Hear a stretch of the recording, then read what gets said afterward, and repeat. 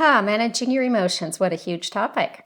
Well, there are a range of common emotions that cause damage sometimes in our families. They run the gamut, don't they, from harmful to good, and the ones that ruin intimacy and trust are worth paying attention to.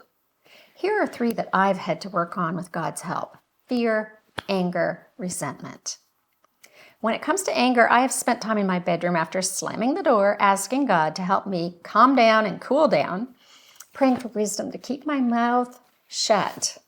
I don't want to say those destructive words, and instead asking for grace to apply the Bible's instructions to how I am going to interact with my family when I go out that door and back into my family life. When it comes to fear, it's been comforting to me to remember that God knows the day of my birth and the day of my death. The same for my spouse, the same for my children. As I remind myself of God's love and care, I'm reassured that while I'll face hard times in this life and loss, I will not face any of that alone.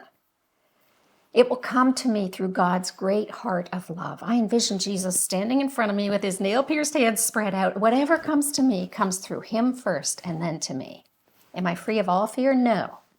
But I am learning to exchange those fears and negative thoughts for truth-based ones, and that has made a huge difference.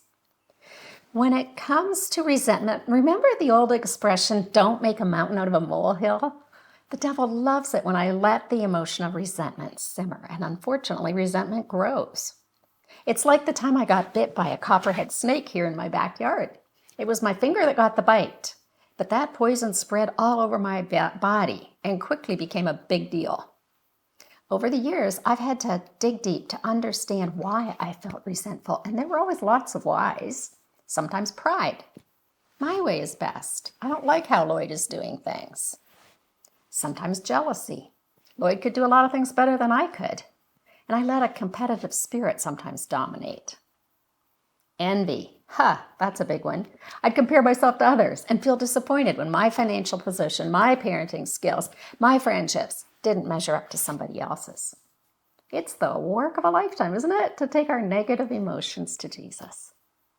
Repeating the cycle of naming them, seeing how they influence me, admitting them, asking God for his forgiveness and help in managing those emotions, and then getting some outside help as needed.